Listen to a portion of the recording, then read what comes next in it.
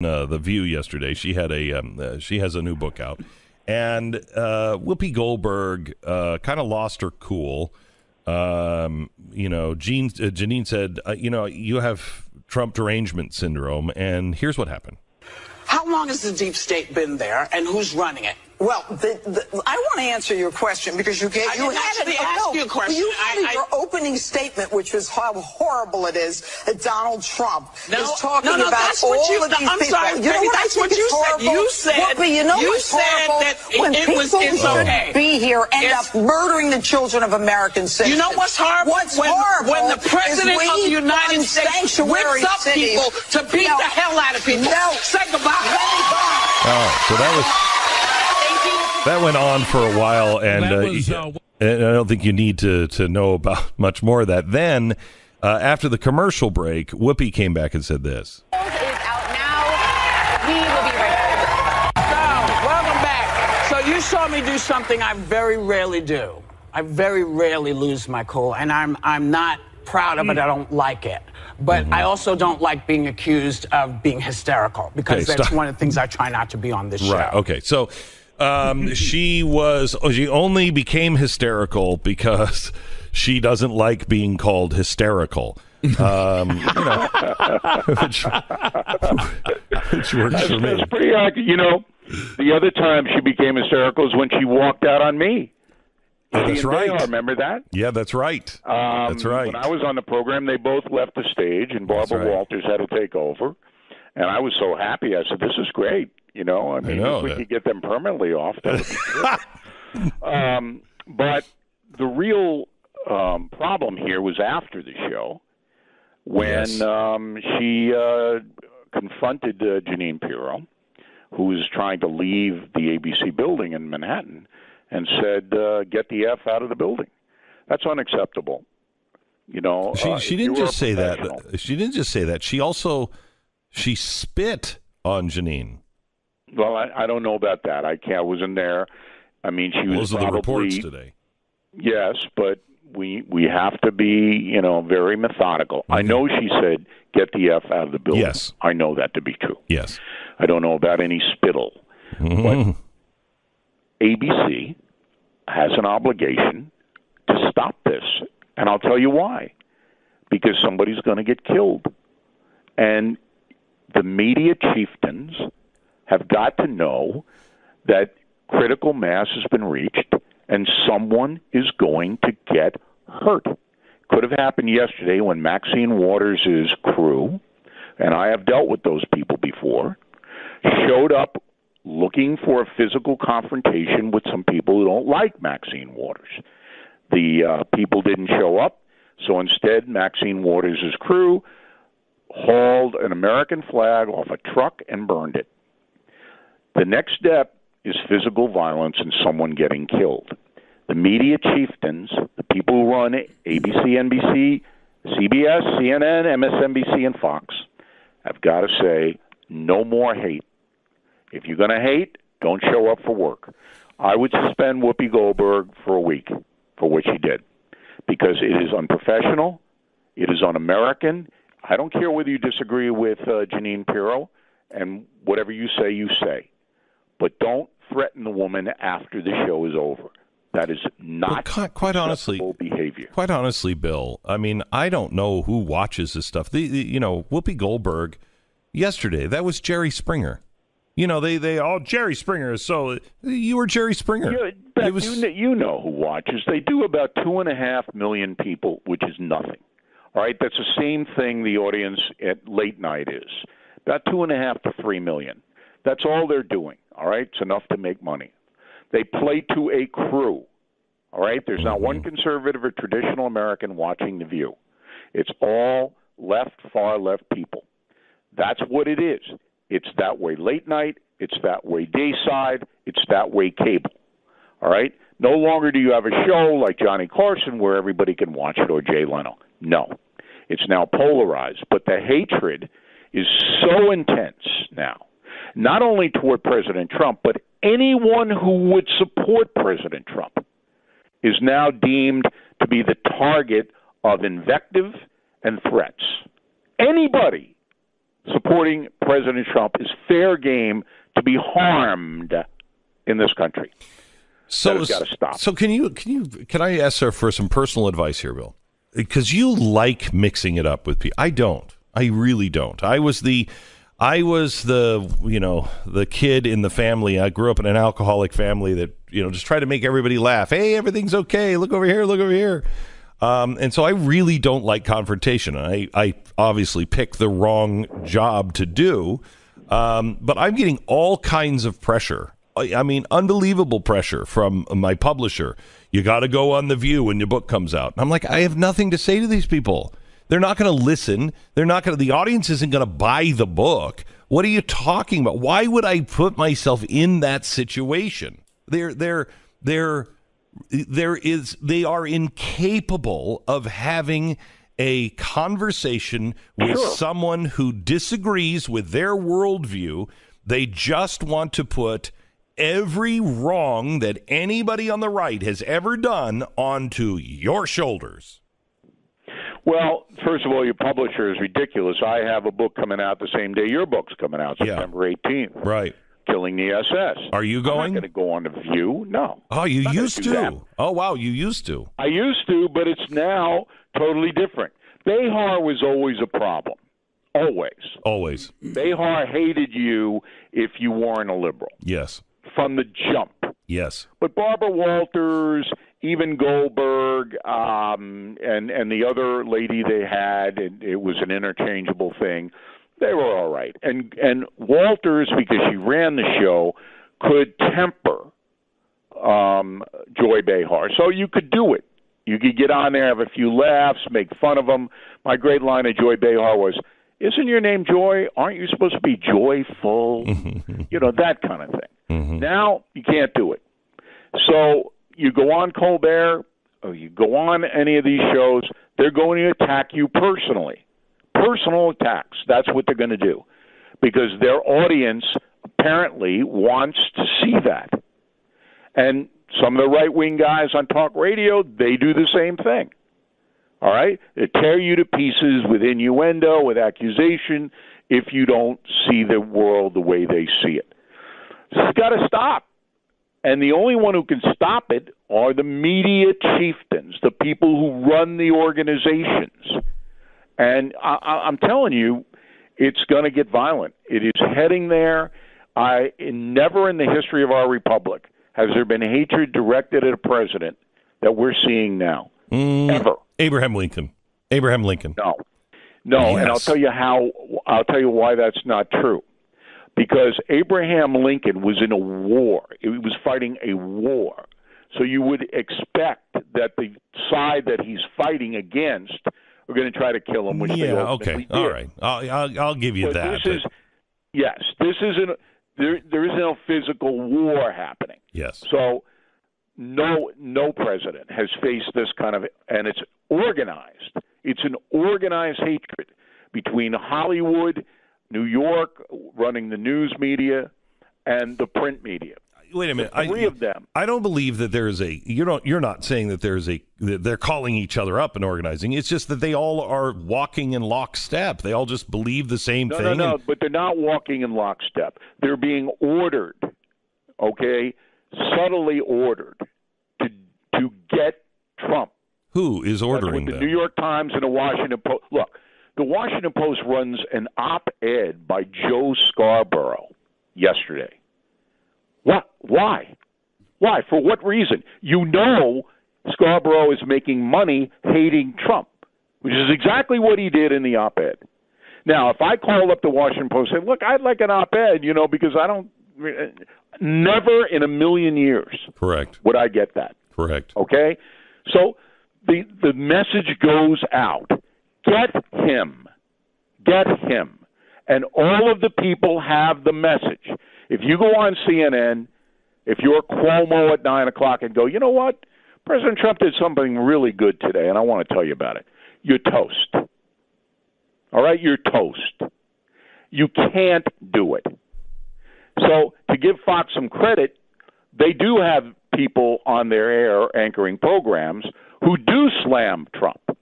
So this accusation that Fox News does whatever Trump wants is a lie. But the others are in lockstep, to use your word.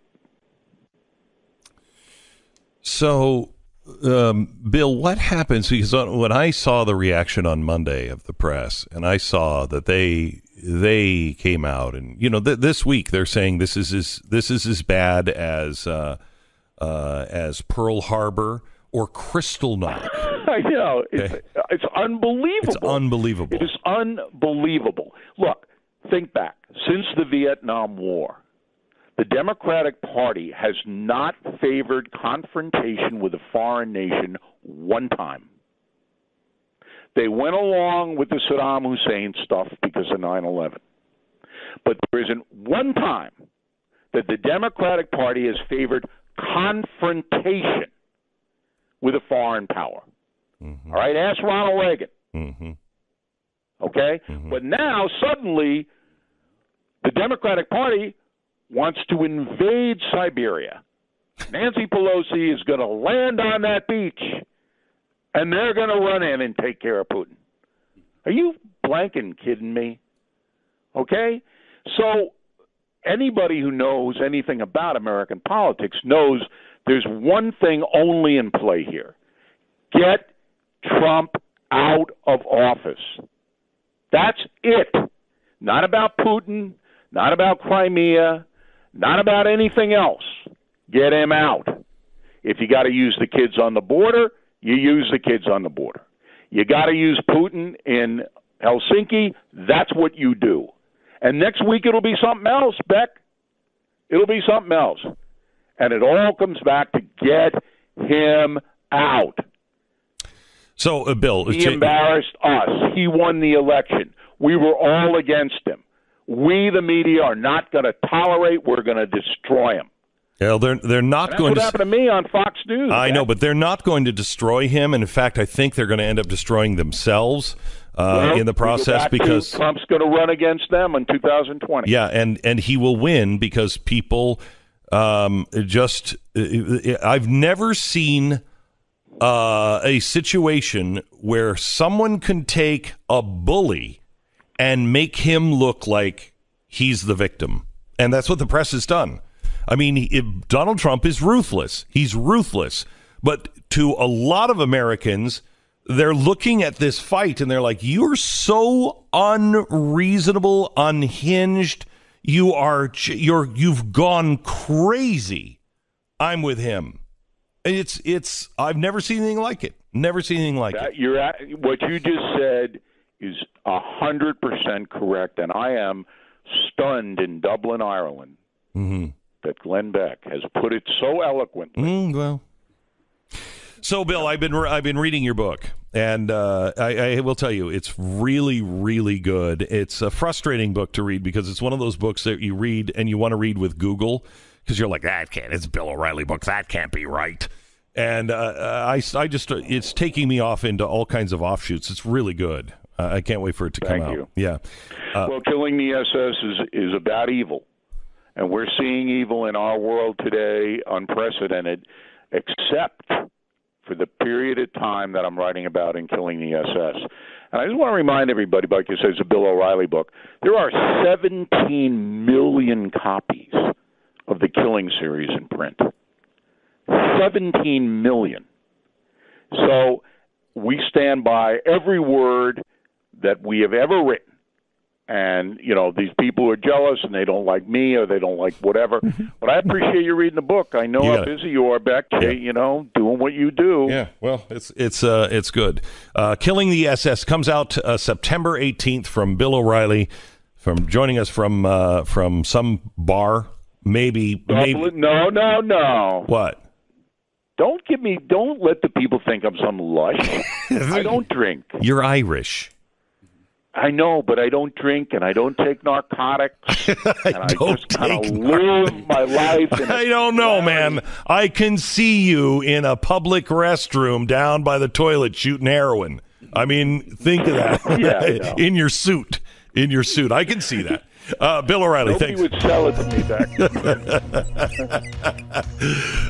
Thanks, Bill. All right, we'll see you next week. You got it. Bye-bye. I got to stop this stuff, man. I had this thought that I saw Bill O'Reilly coming and asking me for some heroin. I got to stop. It's getting crazy. Let me tell you about the feedback from the Palm Beach letter and Tika Tawari's crypto course. Now, it wasn't a crypto course last night. What we had was a special event, and it was on the crypto conspiracy. And I didn't even know why he wanted to call it the crypto conspiracy until, I'm watching it with him. It's amazing what is happening and how the rich are getting richer on cryptocurrency, and how these banks and, Goldman Sachs and everything else are telling you not to buy it. All the while, don't listen to what they say. Listen to what they're doing. Watch what they're doing. They're gobbling it up now. Gobbling it up. And it's just getting started. Anyway, about 97% of the people who are in this audience who have taken the crypto course have given it a 4 or 5 star rating. The lessons are really easy to understand. If you are at the ground level and you're like, okay, I don't really understand cryptocurrency. I don't even know how to buy it. I don't know how to sell it. What does it mean? What does blockchain mean? Take the Smart Crypto course. It's free. Just go to smartcryptocourse.com or call 877-PBL-BECK. 877-PBL-BECK. Get more information. Pat, you have to choose one. You come home this weekend and your wife says to you, honey, I've made plans. Unfortunately, I double booked. You have to pick one. We have to do one or the other. And you say, okay. And she says, we're having dinner with Whoopi Goldberg. Mm-hmm. Or we're going to see Mamma Mia 2. Which one? Yeah. I'm going to Mamma Mia 2. You're going to Mamma Mia 2? I am. Yeah. I might, because I could just sleep. Maybe I could. Yes. I have a chance of falling asleep. Yeah. So at least you have that chance. Right. So there is a chance. If you're having dinner with Whoopi Goldberg, there is a choice. Mamma Mia 2. Everybody else, don't go. Glenn Beck. It's Friday, July 20th. You're listening to the Glenn Beck Program. Hello, America. Welcome to the program. I'm really glad that you have joined us.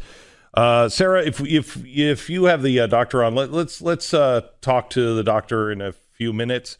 I really want to talk to the family first, if you will. Sorry for that, but we're just trying to get guests on, and they didn't get on until the very last minute, so I have to give some behind-the-scenes instruction here. We have this amazing story. You have them all? Okay, good. So let's start with Jeremy and Julie Lewis, who are Texans who a summer 8 years ago, it was in August, their 7-year-old son died from something that appears to be very, very rare. And when it does happen, people don't necessarily have the answers, and it shouldn't necessarily end in death as it did here. Jeremy and Julie Lewis, welcome to the program. How are you? Good, Mr. Beck. How are you doing this morning? I'm good. First of all, sorry for the loss of your son. I can't imagine what it is like to lose a child. I hope I never have to find out. You guys were just enjoying a regular summer, and what happened? We decided to take one last trip. And we visited 2 spots. We visited a lake and a river in Texas. And we've said before that it was one of the best vacations that we've ever taken. When we got home, Kyle started 2nd grade. He went to school Monday, Tuesday, Wednesday. We had a baseball scrimmage. He played one of the best baseball games he'd ever played in his life. And then Thursday morning, he woke up with a headache, and it progressed to high spiky fevers, vomiting, which just, that's something normal kids get. They just get colds. And originally that's what we thought it was, and until it wasn't, and we decided our pediatrician told us to take him into the emergency room, and they did, and immediately they could tell something was a little more wrong than just a cold. So they decided to quarantine him, and then from there, it progressively got worse. How long was this process? We went in on Thursday night. Julie took Kyle to Cook Children's Hospital in Fort Worth on Thursday night, and he was gone Sunday morning at 11:11. Oh my gosh! Oh my gosh! So, go ahead. That's the thing about this amoeba and the Pam, and it acts so quickly that one of the other fathers of a child that they lost in Florida, he said it best. He said, when you realize what it is, it's too late. Or it was for us, because back then, 7 years ago, we didn't have the drug that we have now. But it's devastating. If anybody knew Kyle the way that we knew Kyle, his hair was on fire, and you couldn't hold the kid down unless you duct taped him to a tree, which I actually did. But it takes these kiddos, and it's horrible. Like you said, you hope you never have to go through it. It's worst case scenario. We're not supposed to bury our kids. It's devastating. So there's a special done by a friend of mine who is producing this special, Darren Foster, who used to produce for me eons ago. He's doing this medical miniseries on HLN, and it premieres Sunday, and it's Something's Killing Me, and it's these medical mysteries that we're able to find now, or we're able to cure, that have been plaguing us for quite some time. Julie, are you there? I am. So can you tell me, as a mom, what was this, and what happened? To us, we thought he maybe just had a cold or a flu, and then that evening when they told me he might have viral meningitis, we thought he was going to sleep it off and maybe get medication and go home and become the rambunctious boy again that we knew. But everything changed that Sunday morning, and they didn't actually find this amoeba until after he had passed away. Really? And our world changed forever at that moment. And they didn't have the drug then, but they do now? No. They do now, yes. There's been lots of studies for many, many years, and there were some things that did help to kill the amoeba, but it's such rapid destruction that it wasn't timely enough, and it's fatal. So this amoeba actually eats the brain? It multiplies itself and destroys the brain. And how did it get into Kyle? Through the river, or?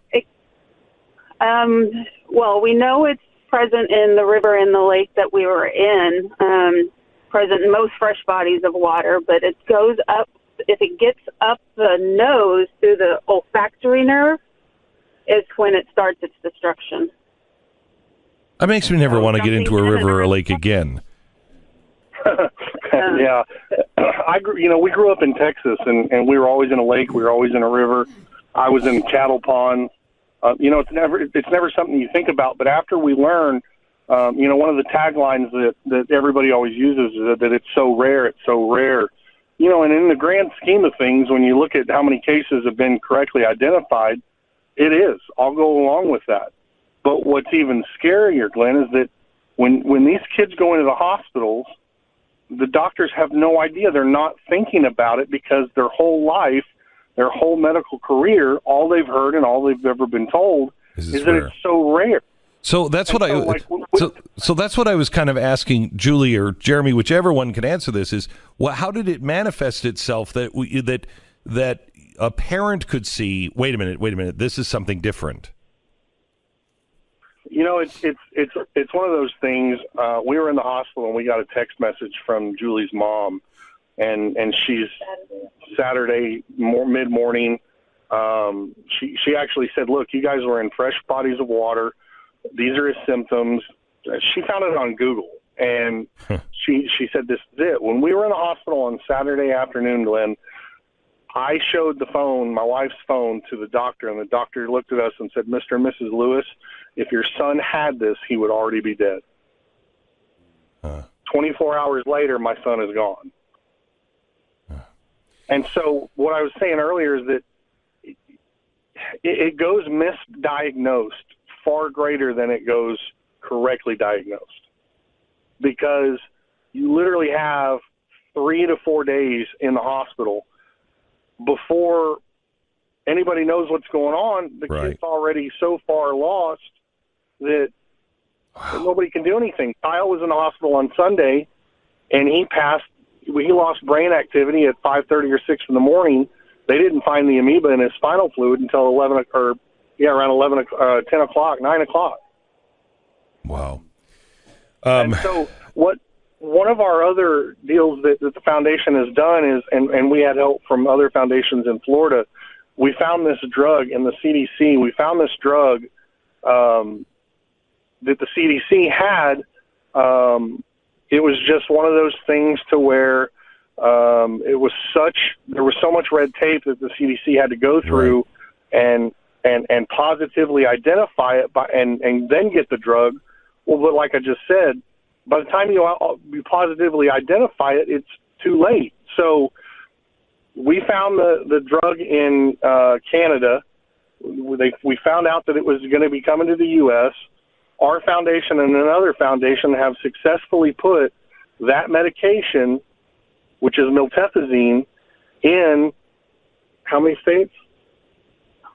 I don't know, but I think it's like 20 different hospitals. 20 different hospitals in 6 or 7 states. And the reason we wanted to do that is we started an initiative that if we can go in as a nonprofit organization, as the parents, then what we want is, I wanted a star basically in the United States. I wanted one in the north, 1 or 2 in Texas, 1 or 2 in Florida, and 1 or 2 in California, and then somewhere in the middle of the U.S. And we have that. We have California, we have Florida, Texas, Oklahoma, South Carolina, North Carolina, Colorado, and now Nebraska. Okay, I've got to move on. I hate to do this to you, but Jeremy and Julie, thank you so much for taking something really tragic and making it into something good. You can find out more about what they're doing, and you can help and find out more about this at kylecares.com, KYLE cares.com. I really quickly, we have Dr. Jennifer Cope on with us, and I just quickly want to get the doctor's perspective on this, on what the difference is, what people should look for. We have Dr. Cope on with us now. Doctor, how are you? Jennifer, are you there? I am. Hi. I am. Yes. So welcome to the program. So how, Jeremy was saying, they're saying it's rare, but it's probably misdiagnosed. Is this something we should be worried about when we get our kids into the river and to the lakes? Well, it's certainly something. Fortunately, it is a very serious illness, as you heard from the Lewises, and we certainly empathize with them at the loss of their son. We fortunately just see a handful of cases each year. But because of the seriousness of it, we do think it's something people should be aware of when they do get into the water in the summer. And there are, there are a few things that people can do to potentially minimize the risk of contracting this amoeba. Like what? Well, the only absolute way to really to keep from getting this amoebic infection is to keep your head out of the water, because as you heard, the water, the amoeba gains access to the body when water goes up the nose and into the brain. So really the only way is to keep the head above water. But we realize that there are a lot of activities that involve putting the head underwater, as well as, things where water gets up the nose. And so some things you can do to minimize the water getting up the nose is either holding your nose or using nose clips when you're doing those types of activities. The other thing is, if you're going into the other body of water you might want to think about is hot springs. This is an amoeba that really thrives in warm water. So is this like, if you're going up to, let's say, the Finger Lakes or the Great Lakes, and or especially the Finger Lakes, where it gets really, really cold, does this amoeba die in cold? Is it only in hot, warmer climates, or is this all over the country? Well, it really thrives in those warmer water temperatures. When in colder water temperatures, it doesn't necessarily die. It has a couple life forms, and it becomes, in colder and less favorable conditions, it becomes a cyst form. And that cyst can persist. That allows it to withstand those harsher conditions. And so when the water becomes warm again, it could come back to life in the form where it does infect people. But we do think it's during the warmer weather seasons in the warmer parts of the country, although we have seen it in more northern states. And recently. so when so we don't have a bunch of people taking their sick kids to the hospital saying, I've got an amoeba that's eating my brain. Are there any specific signs that you look for? Well, really, so unfortunately, there's not a specific sign. What it would be is a type of meningitis, which has general symptoms of headache, nausea, vomiting that are obviously very common to a number of different illnesses. The big thing with spinal meningitis, though, is is it sore? Is it hurt to turn your head? And that's a big sign that sets it apart. Is there anything like that? That is certainly a part of any type of meningitis, although that's maybe a little bit of a later sign, and something that, not everyone experiences. The key would be if your child or you develop those sort of symptoms and you're seeking medical attention, the key is to mention that you might have had water exposure in the past few days or week. So at least this diagnosis can be considered. Okay, just a personal question here. You're an infectious disease doctor at the CDC. At what point in your life did you go, I want to specialize in infectious diseases? It just does not sound, safe. It just doesn't sound safe. Well, believe it or not, there's a lot of us that really do enjoy the study of infectious diseases. I'm sure there are. I'm wondering what attracted you to. I mean, do you go do you study things like Ebola and everything else? Obviously the CDC studies that. That's not my particular area of study, but during that time, a number of us at the agency did participate in that response. Jeez, God bless you. I mean, thank you for doing things that most of us would never do. Thank you for that, Dr. Jennifer Cope with the CDC. Thank you so much. God bless. Thank you for having me. You bet. By the way, you watch this is a new medical mystery series called Something's Killing Me with B.D. Wong. It's Sunday, 8 p.m. only on HLN. And again, the Lewis Foundation for Kyle that's really doing some amazing stuff is kylecares.com. All right, I want to take a moment here to mention our sponsor. Our sponsor is Casper. Casper knows that if you sleep on their mattress, if you really sleep on your mattress, you're going to discover that you're going to get a better night's sleep than on most mattresses. But if you go into a store, what are you doing? You're wearing your clothes, you're laying on it for 10 minutes, and you can't tell anything. You can get a comfortable chair and you're sitting in the chair and like, oh, this is the greatest. Then I'll go take it home, sit in and watch a couple of movies in it, and see how your back feels. It can change dramatically once you're actually using it day after day. That's why they have the 100-night sleep test every night for 100 nights. And if you don't love it, you call them, they refund all of the money, and they take the Casper mattress back, and there's no questions asked. They want you to have an amazing sleep like I have every single night with a Casper mattress. It ships free right to your door. You're not going to sweat all night.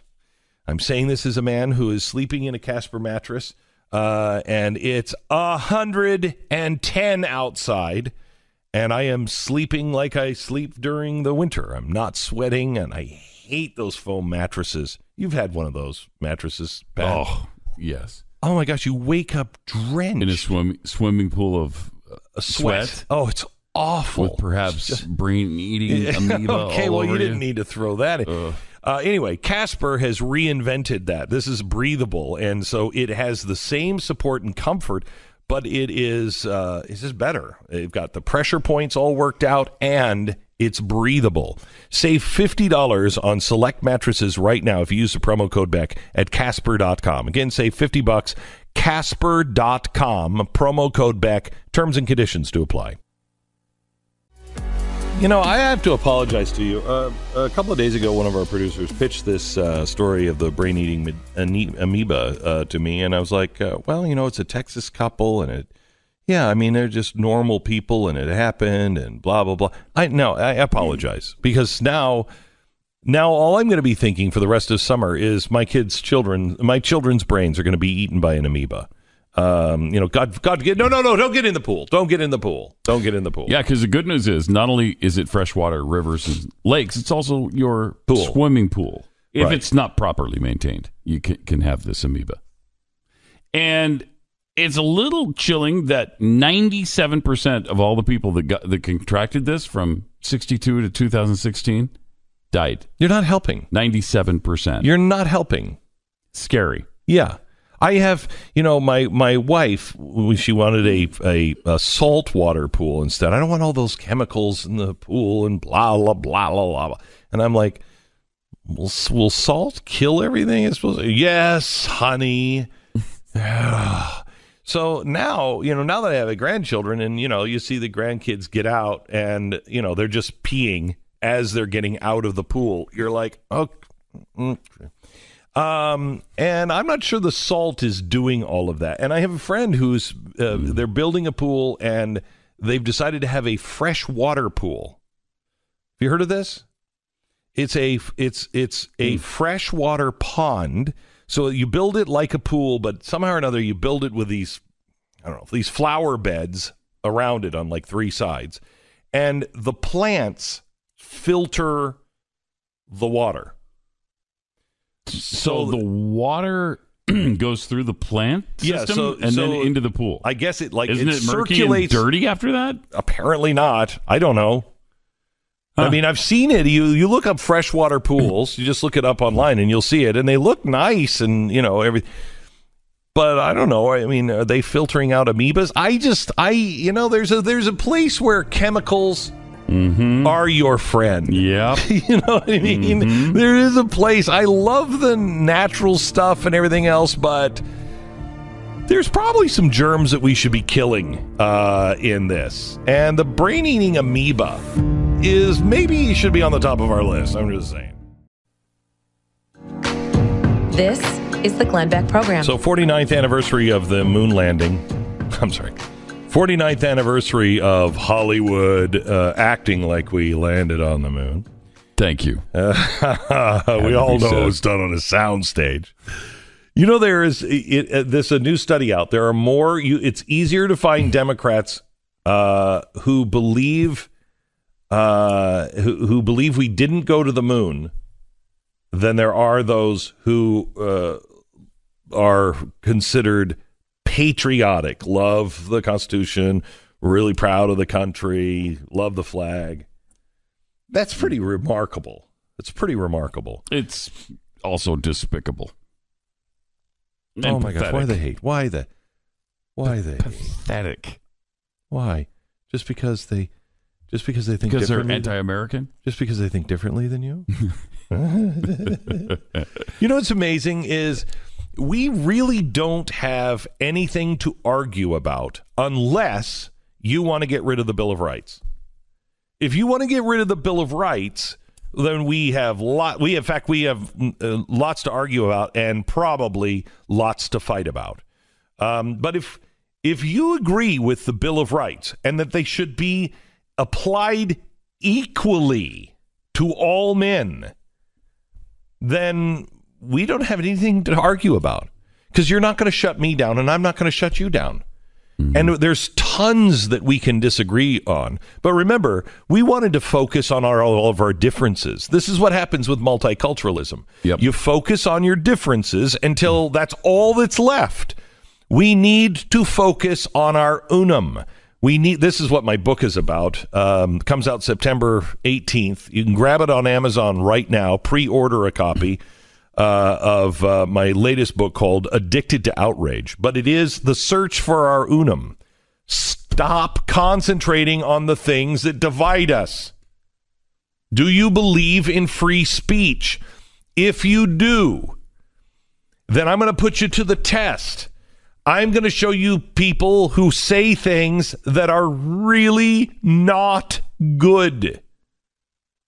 Really not good. So you're advocating shutting them up? Shutting them up completely? No, I've never... Have their mouths surgically sewn shut. Have them removed. Why would you sew them shut? They could cut those stitches open. You remove their mouths.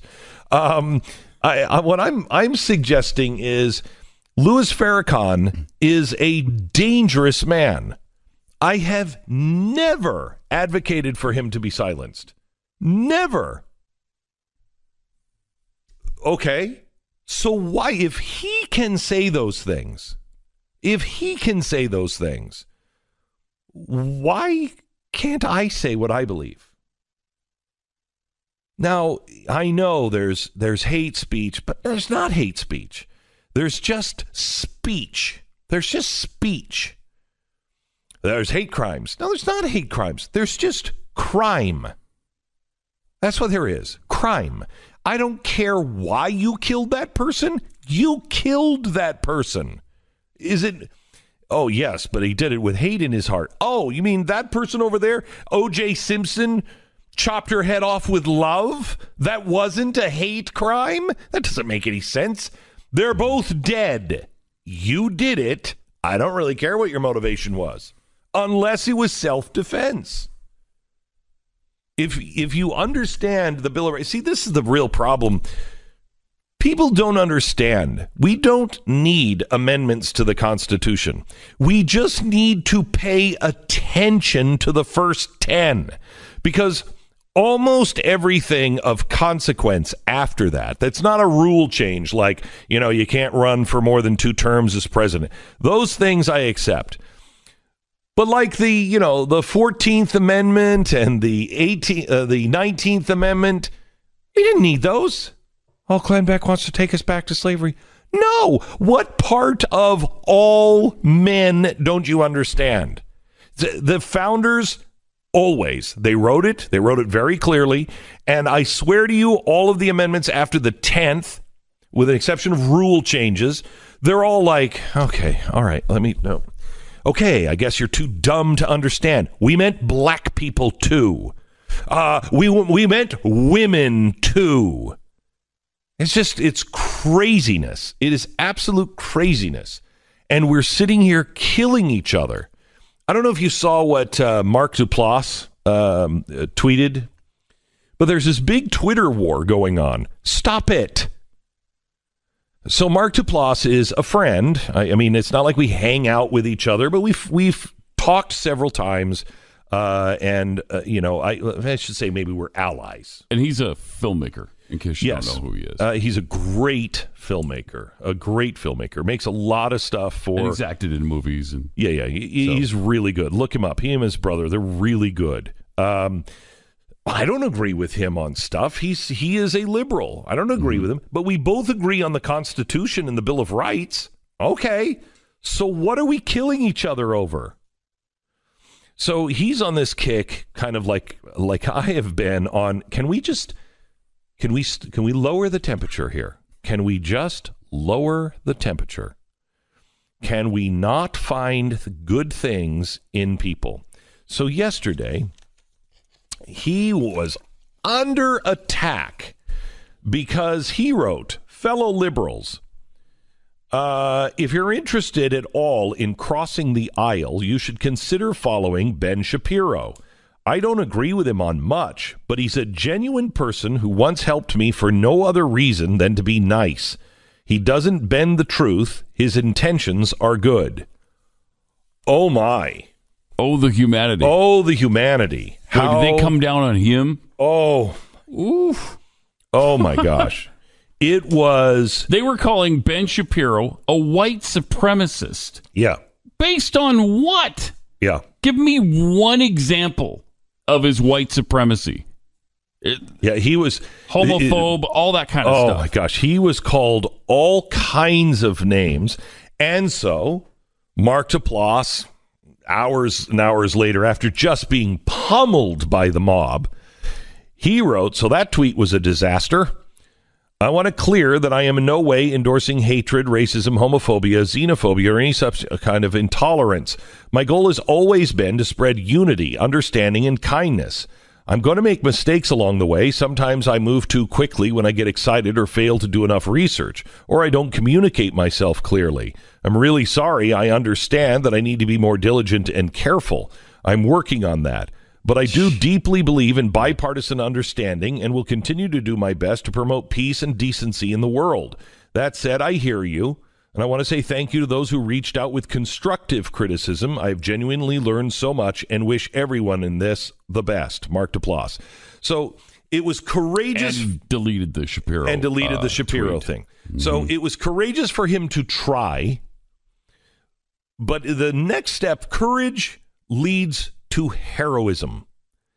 And he didn't take that final step into being heroic. Courage means I'm going to go in and face the mob, and I know I'm probably going to be unpopular for this. Heroism is when you stand your ground. So he didn't stand his ground, but I give him points for doing it in the first place and not giving up.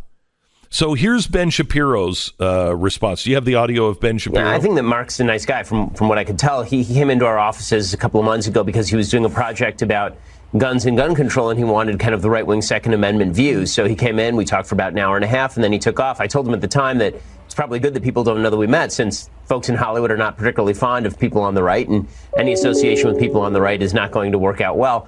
He sort of tweeted that out unsolicited. Like, I hadn't talked with him since that day, actually, since folks in Hollywood are not particularly fond of people on the right, and any association with people on the right is not going to work out well. He sort of tweeted that out unsolicited. Like, I hadn't talked with him since that day, actually. And the blowback on Twitter was from a lot of his Hollywood friends, a lot of people on the far left. And just as we've seen many, many times, the sort of mob mentality rules on Twitter, and he promptly deleted that tweet after probably an hour or two. And then this morning, he put up a full apology. That was after I texted him last night, by the way, and told him that I didn't mind that he deleted the tweet, considering he still has to work in this town, and Hollywood isn't fond of people who are friendly to anybody across the aisle. He put up a full apology for ever having suggested that I was a nice person who had views worth listening to. So that was wonderful. I don't blame Duplass for pulling down the tweet. I didn't ask him to make the nice tweet in the first place. I feel bad for the guy, honestly. I mean, he's sort of stuck between a rock and a hard place in that he made a decent statement, and then everybody on the left came down on him, and he still wants to work in the town. Okay. So now, here's heroism. Here's heroism. Brett Weinstein, a guy who plays a pretty big part in my upcoming book, and is a guy I have not talked to. I have corresponded with him a couple of times, but I don't want to. I want to talk to him on the air with you for the first time, because we should, on paper, hate each other's guts. Should hate each other's guts. He is a left-wing professor from Evergreen College, which really it really does it makes Berkeley look like Liberty University. And he was what he went through at Evergreen when he dared to stand up and say, "Wait a minute.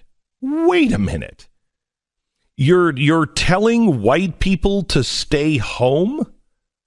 That doesn't make any sense."